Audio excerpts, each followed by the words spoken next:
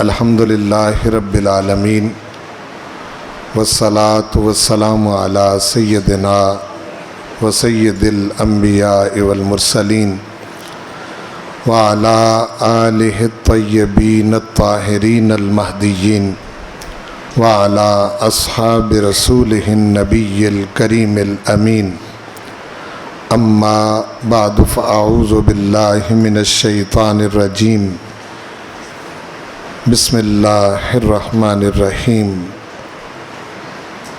صراط الذین انعمت علیہم غیر المغضوب علیہم ولا الضالین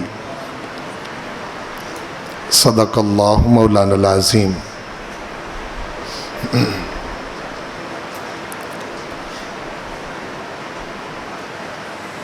گزشتہ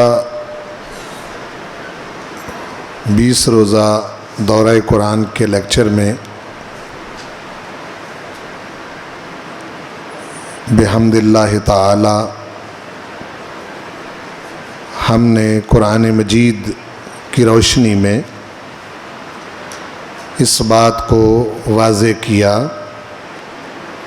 کہ آدم علیہ السلام سے لے کر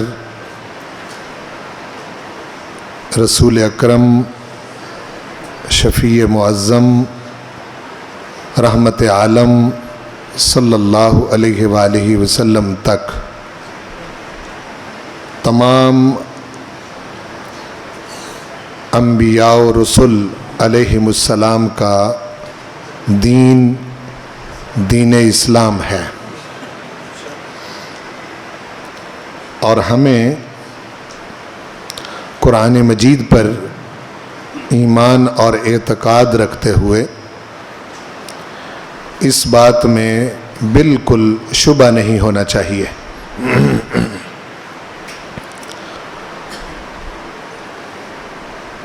ہو سکتا ہے کہ قرآن پاک کے علاوہ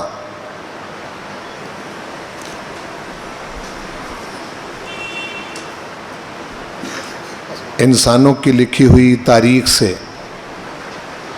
کچھ اور بات ثابت ہوتی ہو، یا یونیورسٹیوں اور کالجز کے اندر جو مروجہ تقابل ادیان کا مطالعہ کیا جاتا ہے یا کروایا جاتا ہے، ان کے پورے نصاب میں یہ بات شامل نہیں جو ہم نے گزشتہ لیکچر کے اندر ثابت کی ہے۔ حالانکہ وہ ماسٹر لیول کی تعلیم ہوتی ہے، ایم اے اسلامیات کے اندر تقابل ادیان باقاعدہ ایک سبجیکٹ ہے، لیکن اس کے اندر اس بات کو ثابت نہیں کیا گیا، اور یہ ہمارے لیے لمحہ فکریہ ہے کہ ہم مسلمان ہو کر قرآن مجید سے اپنے عقائد اور اعمال کا سبق لینے کی بجائے دوسرے ذرائع کی طرف ہم دیکھیں۔ بحیثیت مسلمان ہونے کے اور بحیثیت مؤمن ہونے کے ایمان کا تقاضا یہ ہے کہ ہم اپنے نصاب، ایمانی نصاب قرآن مجید پر مکمل اعتماد رکھیں اور کبھی بھی کسی شبے میں نہ پڑیں۔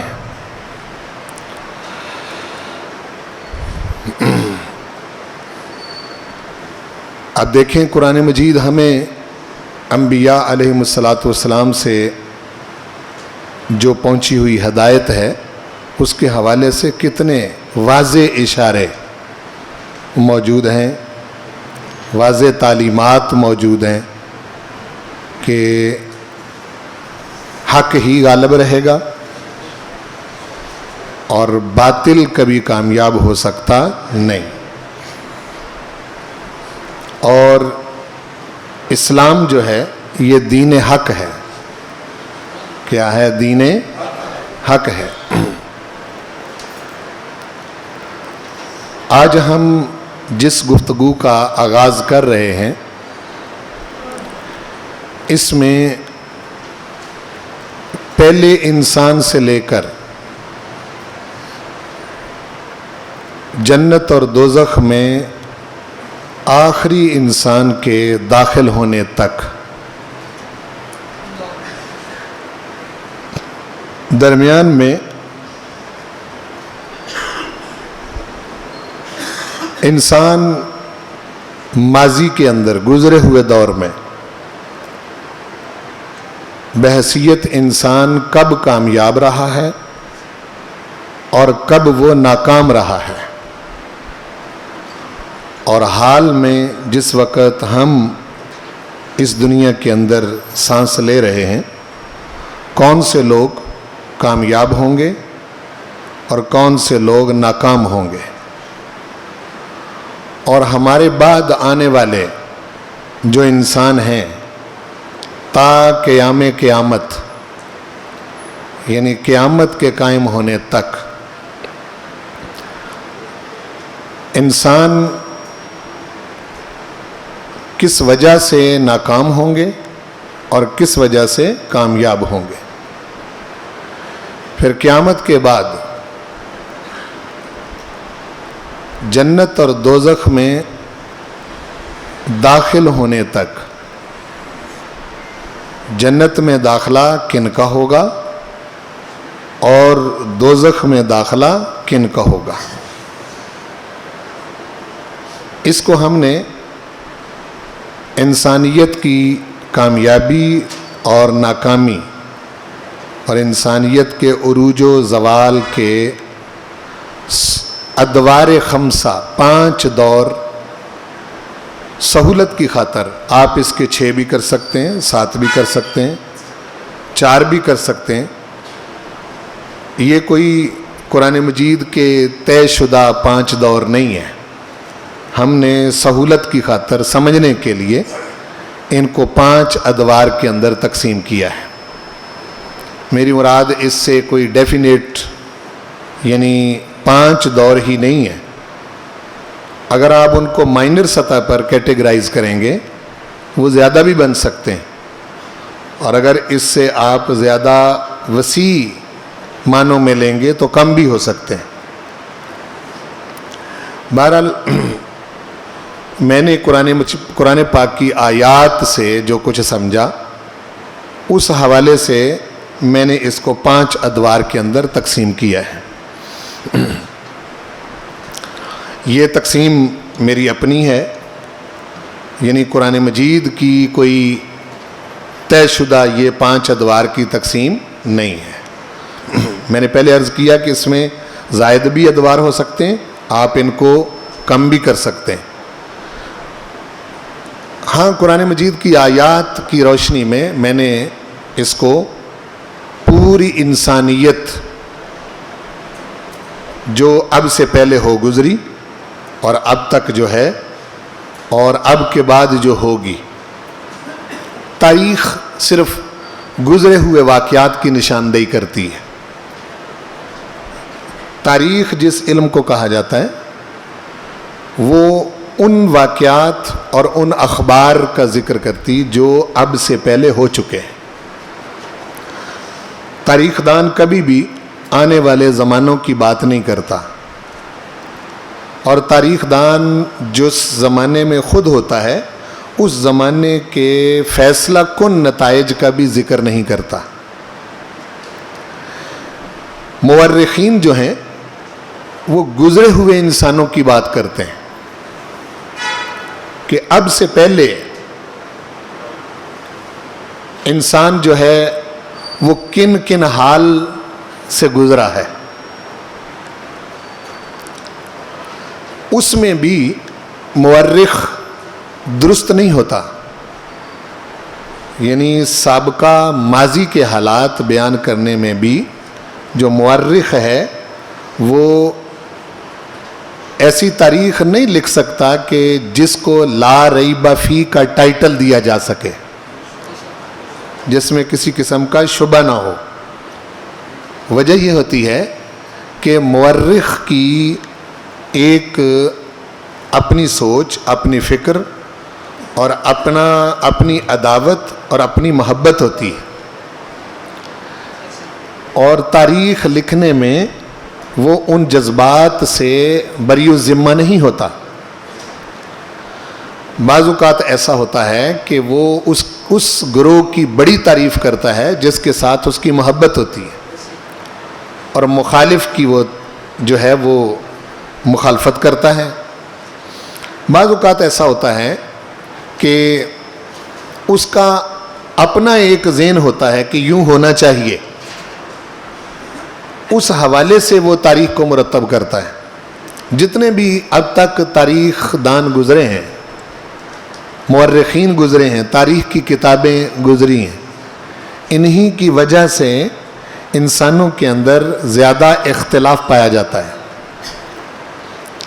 میں اگر تھوڑا سا، ویسے یہ موازنہ بنتا نہیں لیکن سمجھانے کے لیے عرض کروں کہ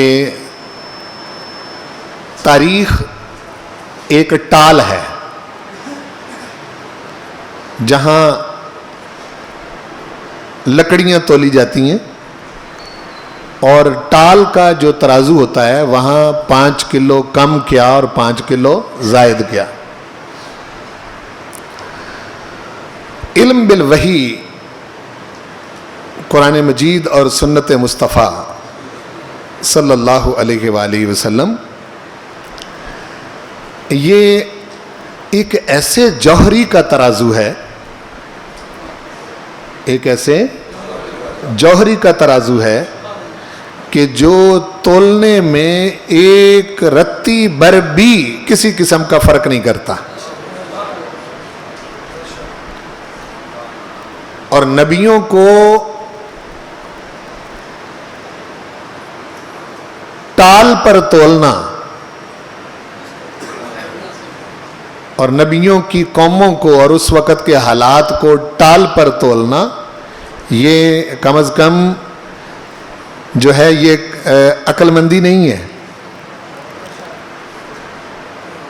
بلکہ ایمان کے منافی ہے۔ یہ بات، یہ مسلمانوں کے اندر گروپ بندیاں، اختلاف، تفرقہ، انتشار، شقاق، اس کا بڑا سبب تاریخ ہے۔ اس کا بڑا سبب تاریخ ہے۔ اگر انہوں نے قرآن مجید کی طرف رجوع کیا ہوتا اور قرآن مجید کو بھی ایک سچی تاریخ کے طور پر دیکھا ہوتا، سچی تاریخ سابقہ دور کی بھی، تو پھر مسلمانوں کے اندر یہ انتشار اور افتراق کبھی نہ ہوتا۔ میری بات کو سمجھے؟ انسان ہے، جب وہ اپنے جذبات سے مغلوب ہوتا ہے تو پھر وہ اپنے قلم کے نشتر سے جو کچھ کرتا ہے، الامان والحفیظ۔ یہی وجہ ہے کہ تاریخ کی کتابوں کے اندر آپ کو بڑے عجیب و غریب واقعات، عجیب و غریب حالات کے پڑھنے والا یہ سوچنے لگتا ہے کہ کیا واقعی ایسا ہوا ہے؟ یعنی یہ ہو سکتا ہے، یہ ممکن ہے؟ یہ قاری کو، پڑھنے والے کو منتشر الخیالی میں مبتلا کر دیتے ہیں۔ اور پھر تاریخ کے راوی کی چھان بین بھی کوئی نہیں۔ جس طرح حدیث کے راوی کی کھال ادھیڑی گئی ہے، اس طرح تاریخ کے راوی کی چھان بین کوئی نہیں۔ یعنی تاریخ بیان کرنے والے کا باپ کون ہے، کہاں رہتا تھا، کیا کرتا تھا، امانت دار تھا، نہیں تھا، کوئی اخلاقی صورتحال اس کی کیا تھی، تاریخ کے راوی کا کوئی ذکر ہی نہیں ہے نا جی۔ صرف مورخ بیان کر دیتا ہے۔ میں اس کی چھوٹی سی مثال موجودہ حالات سے دیتا ہوں۔ فرض کریں کہ ان دنوں میں یہ جو مہینہ گزر رہا ہے، ان دنوں میں کوئی پاکستان کا مورخ تاریخ لکھے، اس میں وہ مورخ خود بھی ایسا ہو سکتا ہے کہ حکمرانوں کی جماعت کا ہو سکتا ہے نا، اور مورخ ایسا بھی ہو سکتا ہے کہ وہ حکمران جماعت کے خلاف ہو.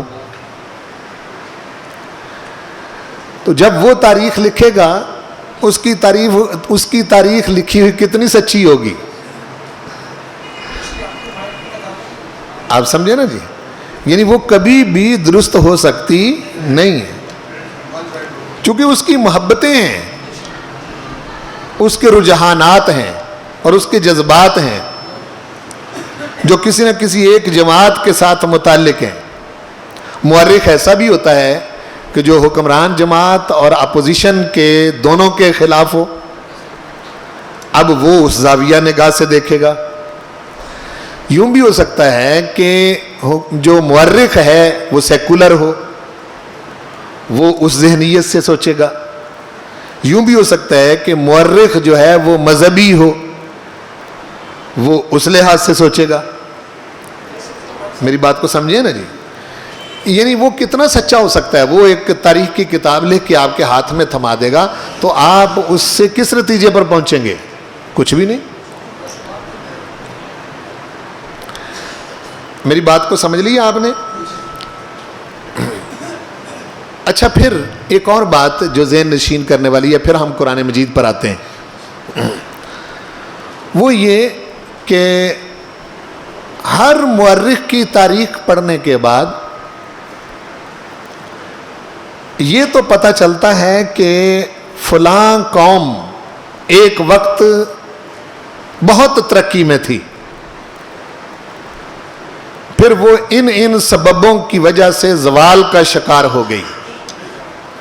یہ مورخین ذکر کرتے ہیں کہ یہ اسباب تھے جن کی وجہ سے یہ قوم عروج پر تھی اور پھر زوال کا شکار ہو گئی.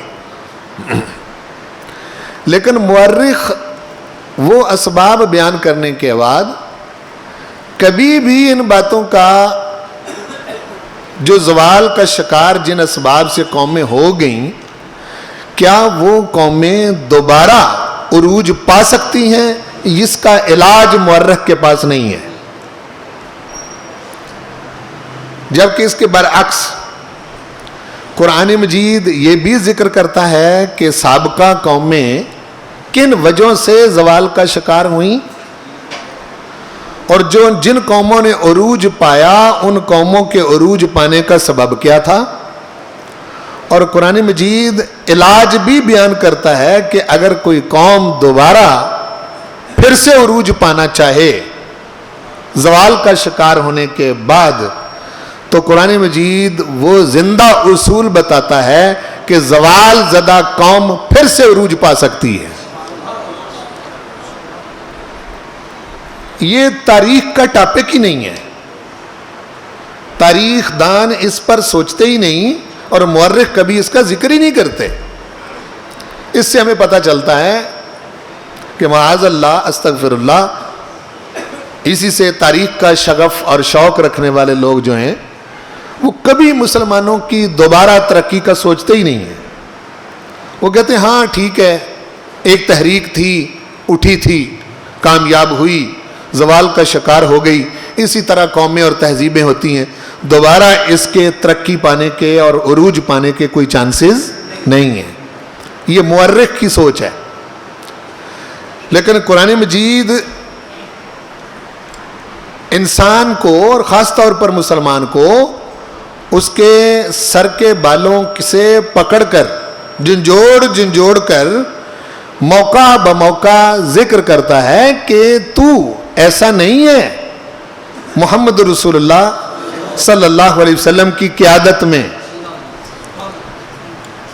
یعنی تو ان قوموں کی طرح نہیں ہے کہ بس پٹ گئے اور مر گئے اور ختم ہو گئے اور شکست کا شکار ہو گئے اور زوال آ گیا تو بس گئے. نہیں، تیرے پاس زندہ کتاب موجود ہے، اور یہ زندہ خدا نے زندہ نبی پر نازل فرمائی ہے. جس طرح خدا کو زوال نہیں، اس کے کلام کو بھی زوال نہیں، اس کے پیغمبر کو بھی زوال نہیں، اور اس کے پیغمبر کے دیے ہوئے دین کو بھی زوال نہیں.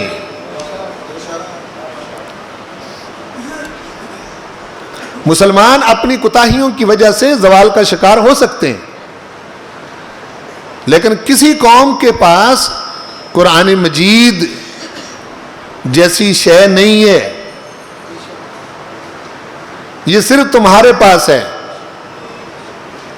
جب تم اس کی طرف رجوع ہی نہیں کرو گے اور سوچو گے ہی نہیں کبھی، تو پھر تمہیں دوبارہ عروج کیسے ملے گا؟ اس لحاظ سے قرآن مجید جو ہے یہ انسانی علم تاریخ جو ہے اس سے بالکل جدا چیز ہے، علیحدہ ہے. قرآن مجید یہ بھی بتاتا ہے کہ انبیاء کا مشن کیا تھا. انبیاء نے ماضی میں قوموں کو کون سی دعوت پیش کی، اس دعوت کا رد عمل کیا ہوا، اور پیغمبر کے ماننے والے کس مقام پر کھڑے تھے. اور پھر پیغمبر کی دعوت جو ہے اس کی جب مخالفین نے مزاحمت کی تو انہوں نے پھر اس رکاوٹ کو توڑا، تو پھر رب ذوالجلال والاکرام نے پیغمبر اور ان کے ماننے والوں کو کامیاب کر دیا، اور جو اس دعوت کو جنہوں نے قبول نہ کیا ان کو تباہ و برباد کر دیا. یہ ذکر فرماتا ہے. پیغمبرانہ ایک طریقہ کار ہے جس کا ہم آئندہ لیکچرز کے اندر ذکر کریں گے.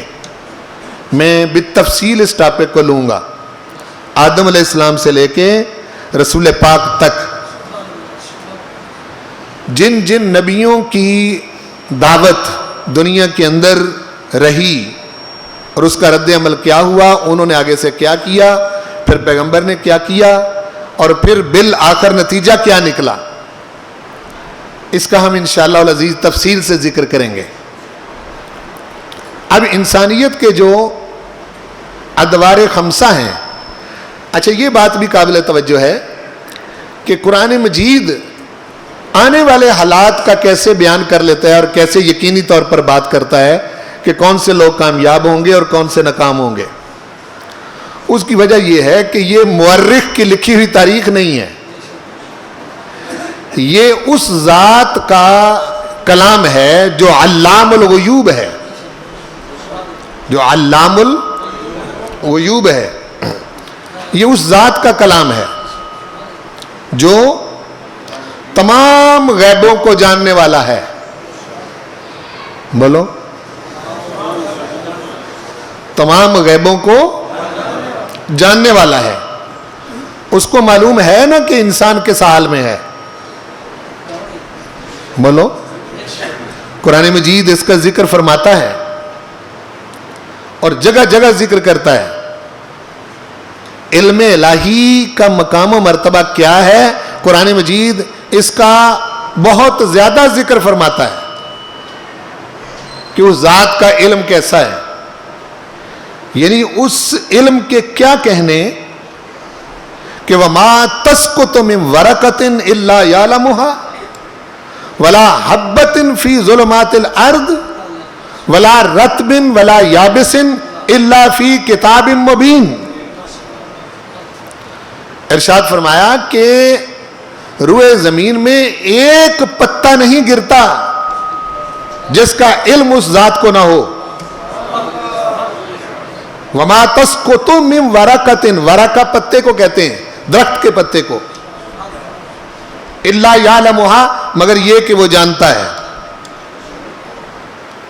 وَلَا حَبَّةٍ فِي ظُلُمَاتِ الْأَرْضِ، اور زمین کے اندھیروں میں ایک حبہ، ایک ذرہ، ایک دانہ ایسا نہیں جو پروردگار کے علم میں نہ ہو. وَلَا رَطْبٍ وَلَا يَابِسٍ، دنیا کے اندر چیزوں کی دو ہی صورتیں ہو سکتی ہیں، یا خشک ہے یا تر ہے. فرمایا کوئی تر شے، کوئی خشک شے ایسی نہیں इल्ला फी किताब मुबीन, मगर ये कि किताब मुबीन में उसका जिक्र है। ये इल्म इलाही है, ये इल्म इलाही है। और इंसानों को कहा कि वला युहीतूना बिही इल्मा, इंसान इल्म इलाही का इहाता नहीं कर सकते, उनको मालूम नहीं है। अब इस टॉपिक को हम लें तो बहुत बात दूर जाएगी, बहरहाल इस पर चूंकि आगे बात आएगी इसलिए मैं इसको यहीं छोड़ रहा हूं।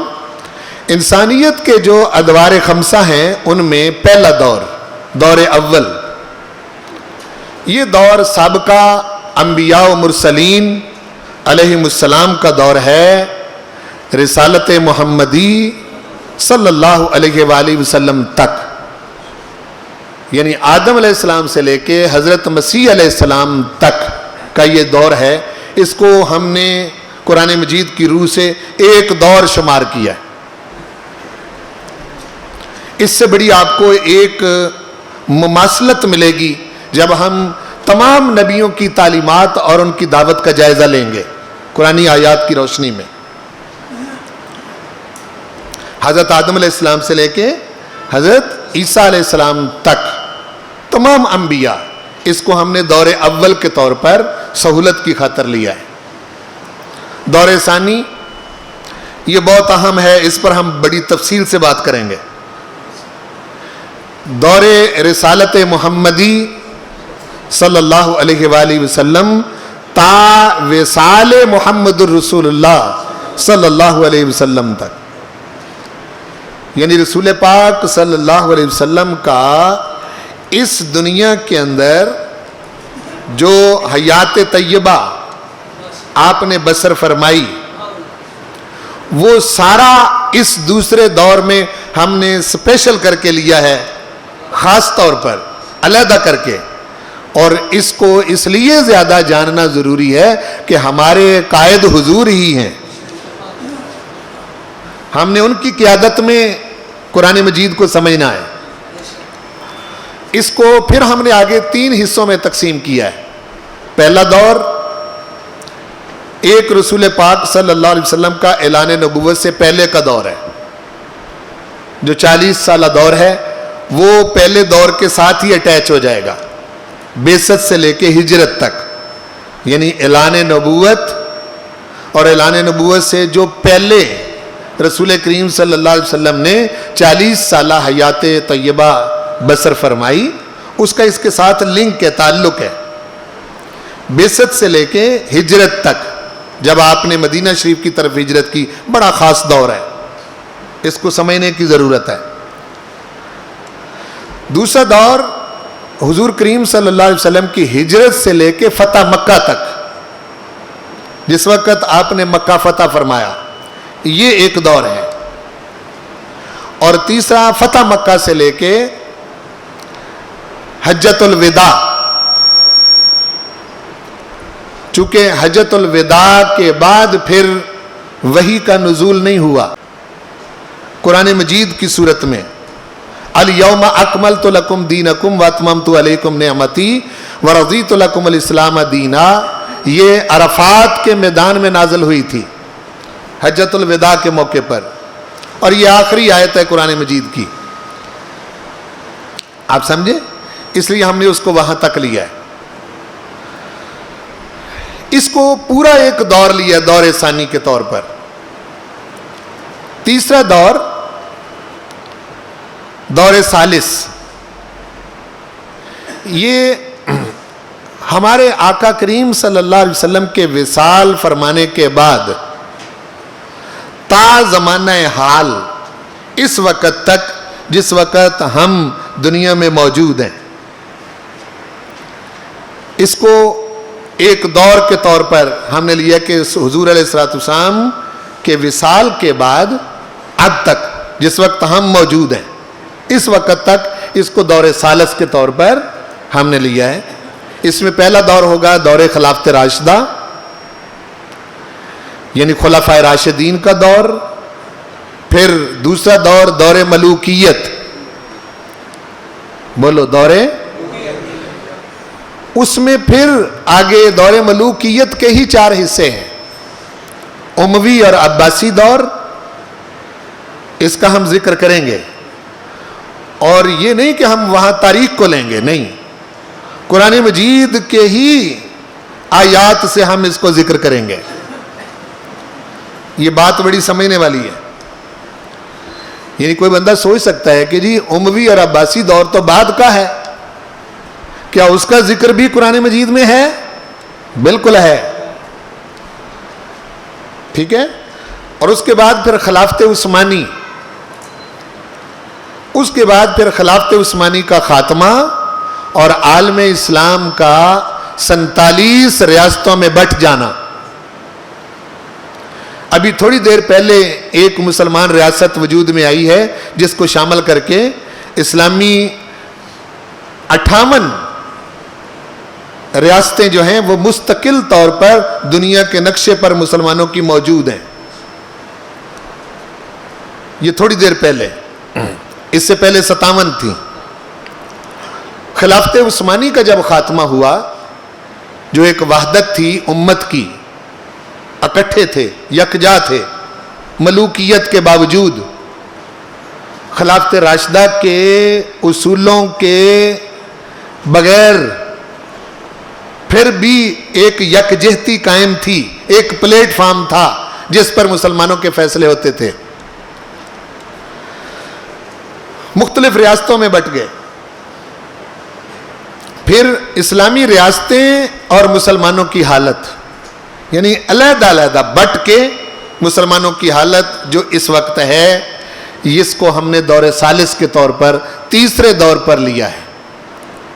سمجھ گئے جی؟ آج میں نے آیات نہیں لکھی، چونکہ یہ 5 دور ہم ان کو علیحدہ علیحدہ ذکر کریں گے آگے، اور قرآن مجید کی آیات کی روشنی میں ذکر کریں گے۔ آپ سمجھے نا جی؟ یعنی ایسا نہیں، میں نے پہلے دن آپ سے وعدہ کیا تھا کہ میں قرآن مجید کی روشنی میں ہی اس 20 روزہ دورہ قرآن کو رکھوں گا، اس میں ارد گرد کہیں نہیں جا رہا، اور اب تک گیا ہوں؟ بولو جی، یعنی کل کے لیکچر تک میں ارد گرد ہوا ہوں کبھی؟ نہیں، آئندہ بھی نہیں ہوں گا انشاءاللہ، اس پر میں نے فوکس رکھا ہوا ہے۔ اور دور رابع یعنی چوتھا دور جو ہے، یہ اب ہمارے زمانے سے لے کے قیامت تک، تا قیام قیامت، اس کو ہم نے، یہ چونکہ مستقبل کا دور ہے، ابھی منظر میں نہیں آیا، ابھی آئے گا۔ کیا قرآن مجید اس کا بھی ذکر فرماتا ہے؟ بالکل ذکر فرماتا ہے۔ آپ سمجھے نا؟ مورخ کے بس میں نہیں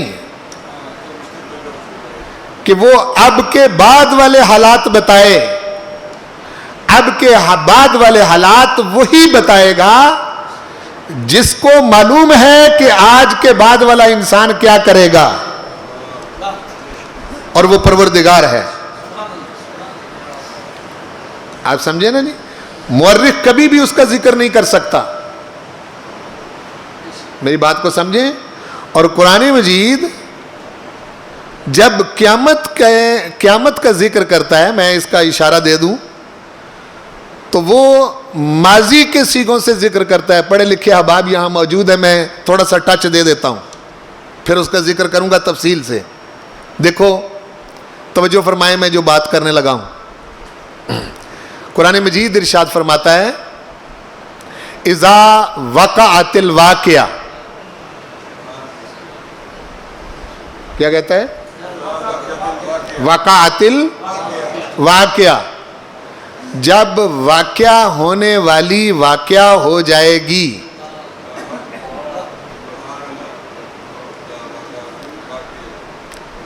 مراد قیامت ہے۔ اب غور فرمانا ہے میری بات پر، اگر کوئی تھوڑا بہت صرف ناب کا ٹچ رکھتا ہے تو۔ وقعت ماضی کا صیغہ ہے، وقعت کیا ہے؟ بولو، ماضی کا صیغہ ہے۔ معنی یوں ہونا چاہیے، گرامر کے لحاظ سے کہ جب واقعہ ہونے والی واقعہ ہو گئی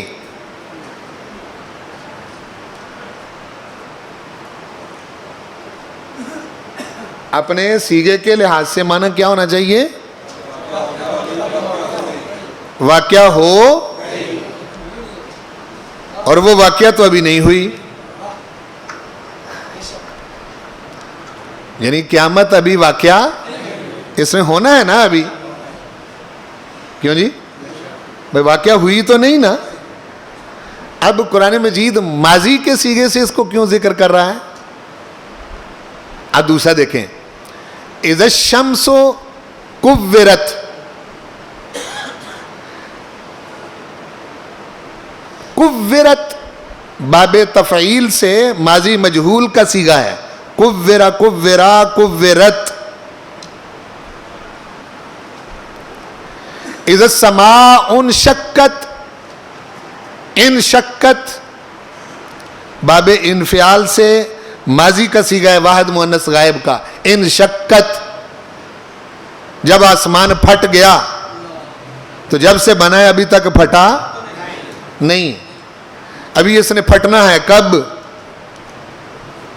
بولو، قیامت کے وقت پھٹنا ہے نا۔ بہت اہم بات ہے میں جو ذکر کرنے لگا ہوں، اذا السماء انشقت واذا الکواکب انتثرت، جب ستارے بکھر جائیں گے، لیکن انتصرت کا معنی ہے جب ستارے بکھر گئے۔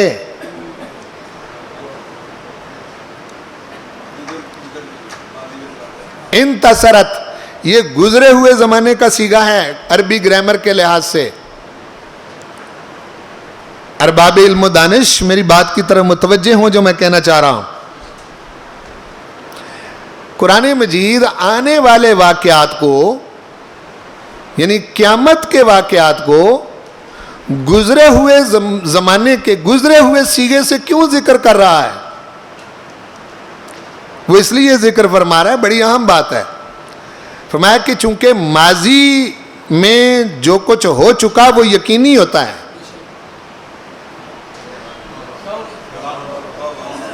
ماضی میں جو کچھ ہو چکا وہ یقینی ہوتا ہے، وہ جو ہونا تھا وہ ہو چکا۔ اب آپ حال میں گزرے ہوئے ماضی کو تبدیل نہیں کر سکتے۔ آپ سمجھیں؟ قرآن مجید ارشاد فرما رہا ہے، اے انسانوں، جس طرح تمہارے لیے ماضی یقینی ہے اور اس میں شبہ تمہیں کوئی نہیں اور تم اس کو تبدیل نہیں کر سکتے، ہم قیامت تک آنے والے حالات چونکہ علام الغیوب رب ہیں، اس لیے ہم ان کا یقینی صیغے سے، ماضی کے صیغے سے ذکر کر رہے ہیں کہ کبھی آنے والے حالات کے بارے میں شبہ میں نہ پڑ جانا۔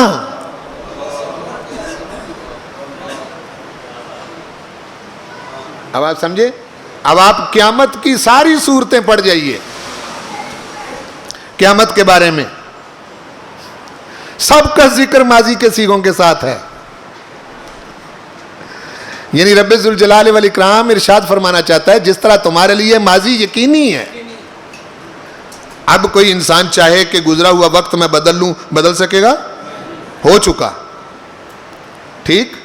تو فرمایا کہ ہمارے لیے ہم جو بیان کر رہے ہیں، ہم مستقبل کے صیغے سے بھی اس کو ذکر کر سکتے تھے، لیکن ہم جو ماضی کے صیغوں سے قیامت کا ذکر کر رہے ہیں، یہ تمہارے فہموں اور سمجھوں کے مطابق کہ انسانوں جس طرح تمہارے لیے ماضی میں شبہ کوئی نہیں ہے، اس طرح قیامت کے آنے میں تمہیں کسی قسم کا شبہ نہیں ہونا چاہیے کہ آسمان کیسے پھٹے گا۔ فرمایا پھٹے گا، ستارے کیسے بکھریں گے، یہ بکھریں گے۔ تمہارے شک کو دور کرنے کے لیے ہم ان کو صیغہ ماضی کے ساتھ ذکر فرما رہے ہیں۔ یہ بات کو سمجھے؟ جی جی، آپ غور فرمائیں نا اس پر جو بات میں نے ذکر کی ہے۔ تو اب یہ چوتھا دور ہے کہ موجودہ حالات سے لے کے تا قیام قیامت چونکہ اس میں برزخ بھی آ جائے گا. اب قبر والے کے حالات مورخ نہیں جانتا.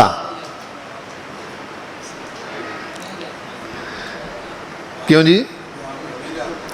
عالم برزخ کے حالات مورخ جانتا ہے؟ نہیں. اسی لیے مجھے کسی نے، وہ بچے لڑ پڑے نا کہ جی قبروں والے سنتے ہیں یا نہیں سنتے، تو وہ میرے پاس آ گئے یہ فیصلہ کرنے کے لیے. کہنے لگے کہ جی جو حافظ صاحب کہیں گے ہم مان لیں گے. تو میں نے کہا بچوں آپ چھوٹے ہیں، آپ ان جھگڑوں میں نہ پڑا کریں. ہیں جی. تو میں نے وہ جو بچہ ضد کر رہا تھا، پڑھا لکھا تھا، کالج کا اسٹوڈنٹ تھا، وہ پڑھا لکھا تھا، وہ ضد کر رہا تھا کہ جی نہیں قبروں والے نہیں سنتے. ہیں جی. تو میں نے ان کو پہلے تو امن میں لایا. میں نے کہا کہ آپ بچے ہیں، ان جھگڑوں میں نہ پڑا کریں. پھر اس بچے سے میں نے پوچھا کہ بیٹا قبروں والوں کو سلام کر سکتے ہیں؟ جی کیا السلام علیکم یا اہل القبور کہہ سکتے ہیں؟ وہ کہتا ہے جی یہ تو رسول کریم صلی اللہ علیہ وسلم نے ہمیں سکھایا ہے کہ اذا مررتم علی القبور فقولوا السلام علیکم یا اہل القبور. جب قبروں کے پاس سے گزرو تو کہو السلام علیکم یا اہل القبور. تو میں نے کہا کہ ایسا کر سکتے ہیں؟ وہ کہتے ہیں جی ہاں جی بالکل کر سکتے ہیں. پھر میں نے اس کو پوچھا کہ کوئی قبر میں سوال جواب بھی ہوتے ہیں؟ کوئی قبر کے اندر جو بندہ ہوتا ہے کیا اس کے کوئی سوال جواب بھی ہوتے ہیں؟ وہ کہتا ہے ہاں جی ہوتے ہیں. میں نے کہا کیا ہوتے ہیں؟ تو وہ چونکہ وہ بالکل سن نہیں تھا نا، ہاں جی، وہ کہنے لگا کہ جی ہوتے ہیں من ربک ما دینک اور ما کنت تقول فی حق ھذا الرجل محمد صلی اللہ علیہ وسلم، یہ ہوتے ہیں. میں نے کہا یہ جو قبروں والوں سے سوال ہوتے ہیں، یہ جو بات ہے یہ آپ کے ابا جی نے بتائی ہے کہ قبروں والوں سے سوال ہوتے ہیں؟ کس نے بتائی ہے؟ یہ اس ہستی نے بتائی ہے، وہ کوئی مورخ نہیں.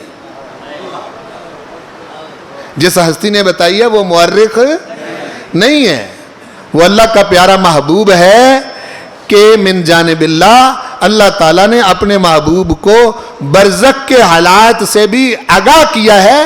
یہ بواسطہ رسالت ہی معلوم ہو سکتا ہے کہ قبروں والوں کے ساتھ کیا ہوتا ہے.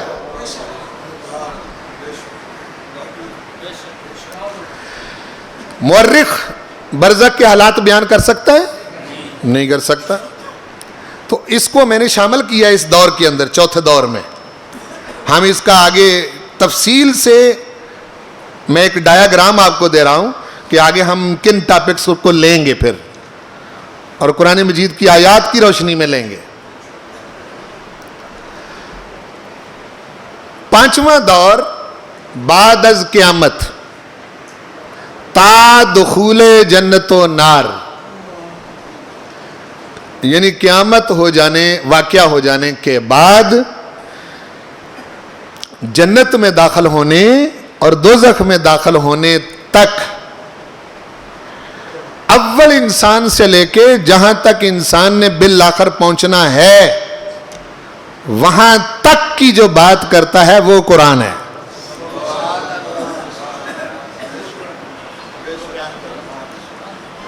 آپ سمجھیں یہ کتنی خاص بات ہے؟ یہ بولو نا جی. بھائی ہم اپنے بارے میں ہی جاننا چاہتے ہیں نا جی. وہ خیالی دنیا میں تھوڑا رہتے ہیں. قرآن مجید ہمیں بتاتا ہے جنت میں کون جائے گا اور دوزخ میں کون جائے گا، اس کا باقاعدہ ذکر ہے، وہ ہمیں دیکھنا چاہیے. طفل تسلیاں تو کام نہیں آئیں گی کہ بزام خیش اپنے خیالوں میں ہی جنتی بن جائیں اور جس کو چاہیں دوزخی بنا دیں. یہ معاملہ تو نہیں چلے گا. اب قرآن مجید ان پانچوں دوروں کو سورۃ الفاتحہ کی ایک آیت میں بیان کرتا ہے.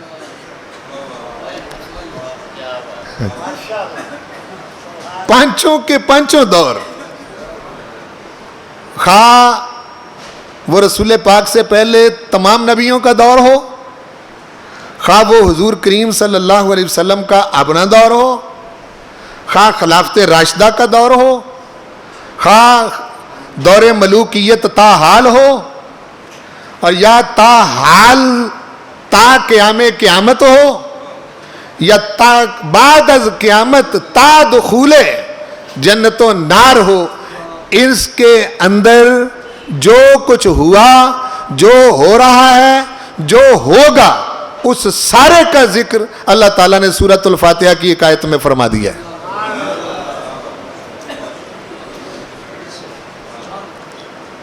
یہ سمجھنے والی بات ہے۔ آج میں نے سورۃ فاتحہ کی صرف اسی ایک آیت کو اس میں لیا ہے، آگے تفصیل سے ہم اس کا ذکر کریں گے، اور ہر آنے والا ٹاپک اور عنوان اپنی جدا نوعیت کا ہے، جدا نوعیت کا ہے۔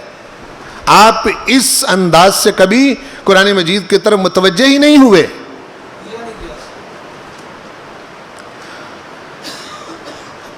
اچھا، سورۃ الفاتحہ میں دور اول تا دور ثالث کے انسانوں کو 3 اقسام میں تقسیم کیا گیا ہے،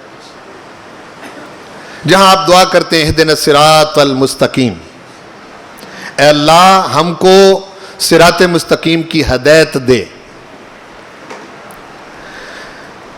صراط الذین انعمت علیہم غیر المغضوب علیہم ولا الضالین۔ اس میں ایک گروہ ہے انعمت علیہم، ایک گروہ ہے مغضوب علیہم، ایک گروہ ہے الضالین۔ یہ 3 گروہ ہیں۔ یہاں سے میں مفسرین نے جو کچھ اس کا معنی ذکر کیا ہے، میں اس سے اختلاف کر سکتا ہوں قرآن مجید کی آیات کی روشنی میں، یعنی اپنی طرف سے نہیں، قرآن مجید کی آیات کی روشنی میں انعمت علیہم کا جو کچھ انہوں نے ذکر کیا، اور مغضوب علیہم میں انہوں نے ایک خاص قوم کا ذکر کیا، عیسائیوں کا، یہودیوں کا، اور الضالین میں نصارہ کا ذکر کیا۔ یہ مفسرین کا مغضوب علیہم سے وہ مراد کیا لیتے ہیں؟ یہودی۔ بھئی یہی پڑھا ہے نا اب تک؟ بولو، اب تک یہی پڑھا ہے نا؟ اور ضالین سے مراد وہ نصارہ لیتے ہیں، عیسائی لیتے ہیں۔ اچھا، اگر قرآن مجید ذکر للعالمین ہے، سارے زمانوں کے لیے اور پوری انسانیت کے لیے، تو پھر مغضوب علیہم سے ایک طبقہ مراد لینا اور ضالین سے ایک طبقہ مراد لینا، انعمت علیہم تو ہو گئے ایک طرف، باقی کے بارے میں وہ بات صحیح ثابت آتی ہے جو ہمارے آقا نے ارشاد فرمایا ہے کہ کفر کسی شکل میں بھی ہو، الکفر ملت واحدہ، کفر ایک ملت ہے اور اسلام ایک ملت ہے۔ اگر آپ نے اس سے یہود و نصارہ مراد لے لیے تو پھر آپ کے ہمسائے میں جو ہندو ہیں وہ کہاں جائیں گے؟ سکھ کہاں جائیں گے؟ زرتشتی کہاں جائیں گے؟ بدھ مت کہاں جائیں گے؟ باقی کہاں جائیں گے؟ قرآن مجید ذکر للعالمین ہے۔ بولو، قرآن مجید کی شان کیا ہے؟ ان ہوا الا ذکر اور ذکر للعالمین کا سپین اتنا ہی وسیع ہے جتنا رب العالمین کا سپین وسیع ہے، اور ذکر للعالمین کا سپین اتنا ہی وسیع ہے جتنا رحمت للعالمین کا سپین وسیع ہے۔ ذکر للعالمین کو محدود کر دینا یہ درست نہیں ہے۔ ہم اس پر جہاں آئیں گے تو پھر بات کریں گے۔ اس لیے جو صحیح تعبیر ہے وہ کیا ہے؟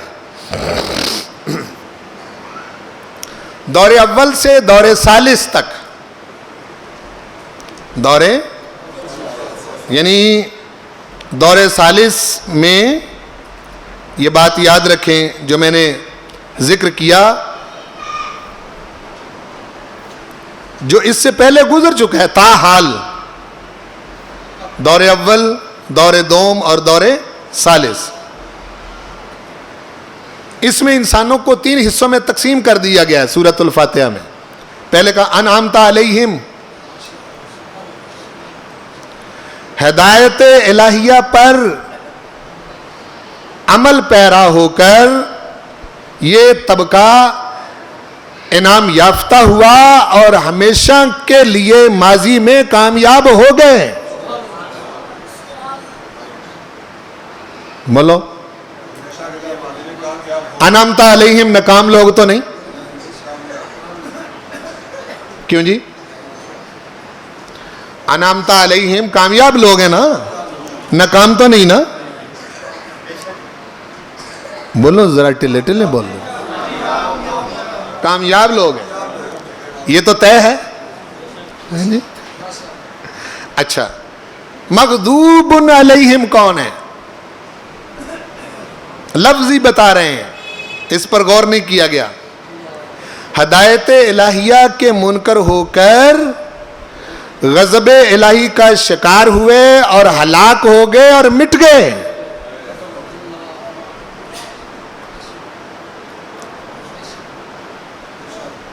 یعنی اللہ تعالیٰ کا ان پر غضب نازل ہوا، ہدایت الہیہ کے منکر ہوئے، اس سے دور رہے، اور چونکہ وعدہ کیا ہے؟ حق غالب رہے گا اور باطل، ٹھیک ہے نا جی؟ اب یہ اہل حق نہیں،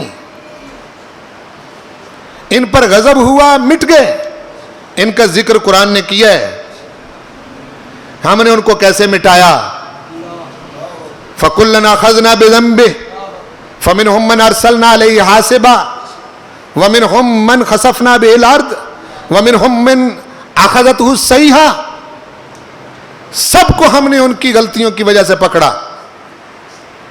کسی پر ہم نے تیز آندھی چلائی، کسی کو ہم نے غرق کیا، ہیں جی؟ اور آخر میں ارشاد فرمایا وَمَا كَانَ اللَّهُ لِيَظْلِمَهُمْ وَلَكِنْ كَانُوا أَنفُسَهُمْ يَظْلِمُونَ۔ ان کا ذکر کرنے کے بعد فرمایا محبوب، ہم نے یہ جو غضب کا شکار ہو کر مٹ گئے، ہلاک ہو گئے، ان پر ہم نے ظلم نہیں کیا تھا۔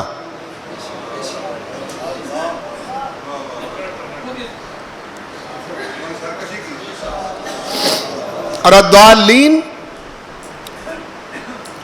ہدایت سے منحرف ہیں،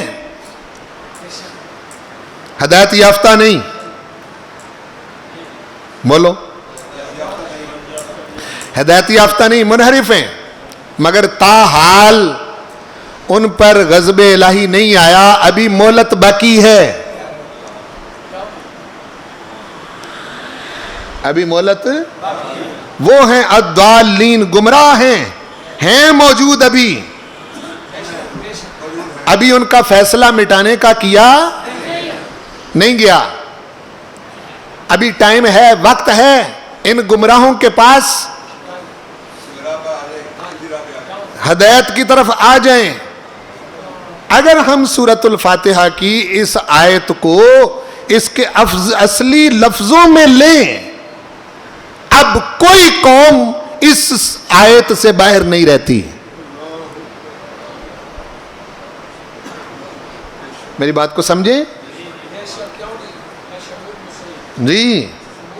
بالکل، یعنی ہدایت سے منحرف ہیں, دور ہیں ابھی, مگر تاحال ان پر غضب الہی نہیں آیا, اللہ تعالیٰ کا غضب نہیں آیا, ابھی تک مہلت باقی ہے,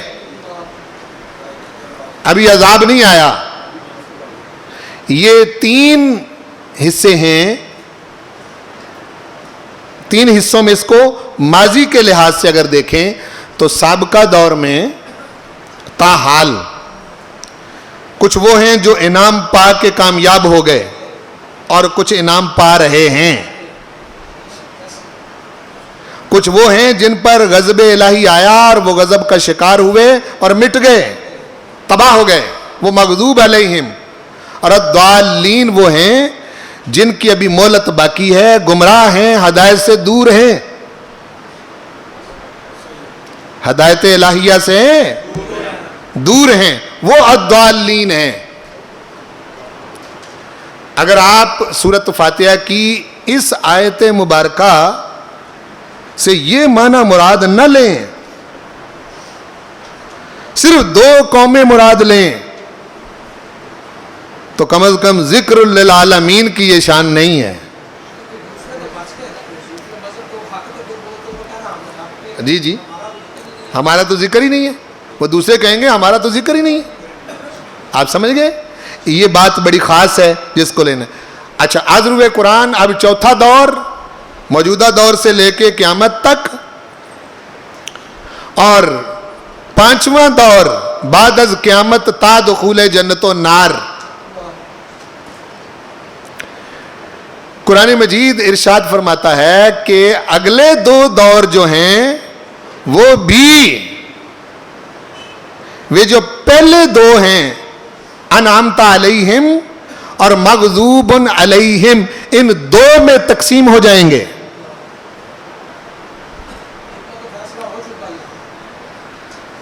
آپ سمجھے, ان 2 کے اندر یعنی ان کو موقع دیا جائے گا کہ تم ہدایت الہی کے مطابق زندگی بسر کرو, انعام پالو, اور اگر نہیں کرو گے تو مہلت دیں گے تمہیں. وہ ذات اچانک نہیں پکڑ لیتی, مہلت باقی ہے. بولو, مہلت باقی ہے, من حیث الفرد بھی من حیث القوم بھی. یعنی تنہا بندہ سوچے تو تب بھی مہلت باقی ہے ابھی. یہی وجہ ہے کہ اگر موت سے پہلے توبہ نصیب ہو گئی اور ہدایت کی طرف آ گئے تو انشاءاللہ العزیز انعام یافتہ انسانوں میں شامل ہو جائے گا. اور جس طرح انسانوں کے لیے موت رکھی, اس طرح قوموں کے بھی فیصلے اللہ تعالیٰ فرماتا ہے. قومیں یا صفحہ ہستی پر باقی رہتی ہیں یا صفحہ ہستی سے مٹ جاتی ہیں. آپ سمجھے, اس لیے وہ بھی اس میں شامل ہو جائیں گے. اس کا فیصلہ بھی یہ جو ہے نا دخول جنت اور دخول نار, اس کا فیصلہ بھی دنیا کی زندگی میں ہدایت پانے اور نہ پانے پر ہوگا.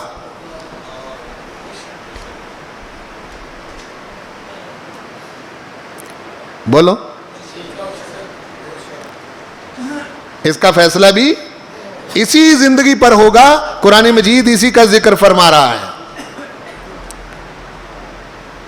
اور آج کے ٹاپک کی ضروری بات آخر میں جو میں ذکر کرنا چاہتا ہوں, یہ ادوار بتانے ضروری تھے, اور آئندہ ہم قرآن مجید میں سے ان کا بالتفصیل انشاءاللہ ذکر کریں گے, تاکہ آپ ایک سطح پر آ کر کھڑے ہو جائیں گے کہ قرآن مجید کس طرح کی ہدایت انسانوں کو عطا کرتا ہے. ضروری وضاحت ہے جو میں آخر میں عرض کرنا چاہتا ہوں. یہ جو فیصلے ماضی میں ہوئے پہلے, کئی انعام پا گئے, کئی مٹ گئے, یا موجودہ کئی انعام پا رہے ہیں اور کئیوں کو ابھی مہلت دی جا رہی ہے, یا آئندہ جو فیصلے ہوں گے, اگر اس کا تعلق اللہ کی بے نیازی سے جوڑ دیا جائے کہ وہ ایسا بے نیاز ہے کہ جس کو پکڑ کے مرضی جنت میں داخل کر دے گا اور جس کو پکڑ کے مرضی دوزخ میں داخل کر دے گا؟ یا پہلے بھی جس کو اس کی مرضی ہوئی اس نے مٹا دیا، جس کو اس کی مرضی ہوئی اس نے باقی رکھا، جس کو مرضی انعام یافتہ بنا دیا، جس کو مغضوب علیہم بنا دیا، جس کو مرضی الضالین بنا دیا، اور جس کو مرضی مٹاتا رہتا ہے، جس کو مرضی بچاتا رہتا ہے، اس کی مرضی پر منحصر ہے۔ تو یاد رکھیے یہ رب ذوالجلال والاکرام کی ذات پر ایمان لانے کے منافی ہے۔ آپ اپنے مالک کی شان کو سمجھ نہیں سکے۔ میں نے بہت ذکر کیا آپ اس بات کا دوسرے لیکچر میں کہ رب ذوالجلال والاکرام ارشاد فرماتا ہے میری شان یہ ہے کہ میں انسانیت پر کھجور کی گٹلی کے ریشے کے برابر بھی ظلم نہیں کرتا۔ کیا ایسا ہے یا نہیں؟ تو پھر مٹنے اور باقی رہنے کا فیصلہ اس کی ذات پر چھوڑ دینا اور یہ کہنا کہ اس کی مرضی چلتی ہے جی، اب اگر مسلمان زوال کا شکار ہیں بس اللہ کی مرضی ہے جی، جو قومیں مٹ گئیں بس اللہ کی مرضی ہوئی جی، منشا اس کی بے نیازی ہے، جو مرضی کرے۔ یہ کہاں سے لیا آپ نے عقیدہ؟ قرآن پاک کی کس آیت سے یہ ثابت ہوتا ہے؟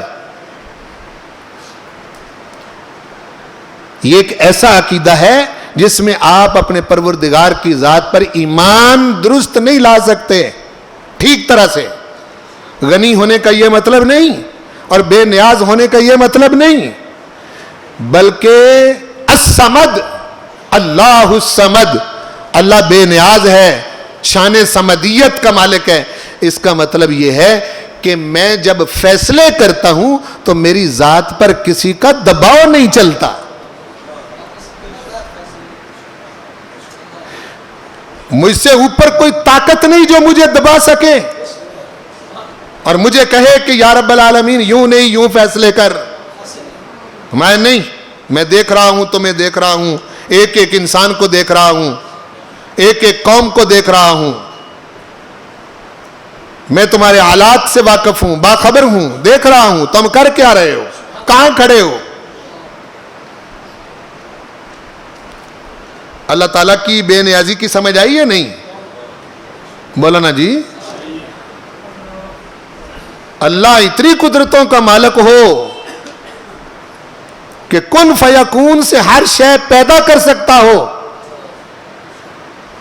اور اس کے ماننے والے پٹ رہے ہوں، اس کے ماننے والے مر رہے ہوں، اس کے ماننے والے حالات سے دوچار ہو رہے ہوں اور اپنی قسم پرسی کو اللہ کی بے نیازی سے جوڑ رہے ہوں اور بے لاگ تبصرہ اپنی ناکامیوں پر نہ کرنا چاہتے ہوں، بغیر دباؤ کے اپنے حالات کا جائزہ نہ لینا چاہتے ہوں اور غور و فکر کر کے اپنے حالات کا جائزہ نہ لینا چاہتے ہوں کہ جس ذات نے اتنا بڑا محبوب عطا کیا، اتنی اعلیٰ کتاب عطا کی جس میں رتی بر حالات و واقعات گزرنے کے باوجود، زمانے اور صدیاں گزرنے کے باوجود زیر زبر کا فرق نہ آیا، وہ قوم ان حالات کا شکار ہو گئی جس کے پاس اصل دعوت موجود ہے، جس قرآن کو علماء بھی تبدیل نہیں کر سکے، جس قرآن مجید کی شان یہ ہے لا یأتیہ الباطل من بین یدیہ ولا من خلفہ تنزیل من حکیم حمید، یہ حکیم اور حمید پروردگار کی طرف سے نازل کردہ کتاب ہے۔ فرمایا لا یأتیہ الباطل من بین یدیہ ومن خلفہ، قرآن ایسی کتاب ہے کہ اس کے آگے پیچھے باطل ٹھہر ہی نہیں سکتا۔ بولو، اس کے آگے پیچھے باطل ٹھہر ہی نہیں سکتا۔ فیادمغہ، قرآن اب بھی جب بات کرتا ہے تو باطل کا بھیجا نکال دیتا ہے. بولو پڑھنے والے ناظرے سے آگے نہ جا سکے ہوں تو کیا کروں؟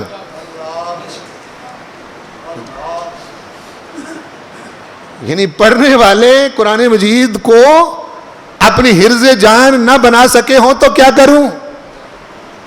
بالکل وہی مثال کہ کسی قوم کے پاس ایٹم بم ہو اور وہ اس سے مچھر مارتا پھرے.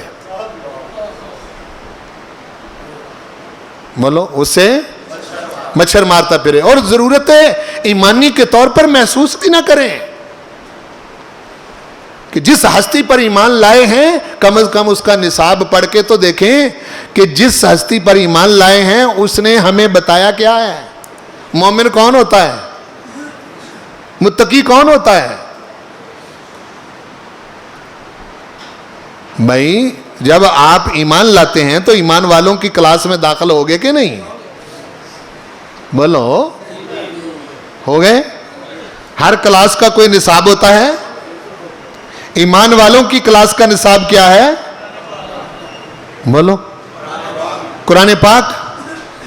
ایمان والوں کی جو کلاس ہے اس کا نصاب کیا ہے؟ قرآن پاک. اور بغیر نصاب پڑھے اور یاد کیے پاس فیل ہونے کا کوئی تصور ہے دنیا میں؟ بولو نا جی. کیا آپ کسی کلاس میں داخلہ لے لیں اور اس کا نصاب ہی نہ پڑھیں اور امید کریں پاس ہونے کی؟ ہمارے ایک استاد جی تھے تو ایک بچہ پیپر دے کے آیا, کہنے لگے استاد جی پیپر دے کے آئے ہوں, دعا کریں اللہ تعالیٰ مجھے پاس کرے. کہنے لگے اب تو بھئی یہی دعا کی جا سکتی ہے کہ ممتحن چیکر جو ہے وہ اندھا ہو جائے, چونکہ جو تو نے کرا, جو تو کرایا وہ تو کرایا ہے, ہوں تے انے وائی نمبر لائے جا سکتے ہیں. آپ سمجھے نا جی. اس لیے اور قرآن پاک پڑھنے کے لیے کسی عمر کا ہونا ضروری, میں بار بار کہہ رہا ہوں. بولو یہ نصاب تب تک چلنا ہے جب تک آپ کو موت نہیں آنی. یہ کلاس 2-4 گھنٹے کی نہیں ہے. آپ حضور پر ایمان لائے ہیں, اس میں ان پڑھ ہونے کا بھی کوئی مسئلہ بولو نہیں ہے. هو الذی بعث فی الامیین, اللہ تعالیٰ نے اپنے محبوب کو ان پڑھوں میں ہی بھیجا تھا. کن میں؟ ان پڑھوں میں. وہ نہیں جانتے تھے کہ قرآن مجید کیا ہے. اس لیے اس کو دیکھیں. اب ہم انشاءاللہ العزیز اس کے آگے دیکھیں گے. جو حضور علیہ السلام کا دور مبارک ہے نا, دور ثانی, اس تاریخی دور کے اندر بڑا خاص دور ہے. آپ قرآن مجید کی روح سے دیکھیں کہ کائنات کے والی نے کس طرح کائنات کو بدل کے رکھ دیا, اور قرآن کے ذریعے. بولو قرآن پاک کے ذریعے. اس لیے اس کی طرف رجوع کرنے کی ضرورت ہے.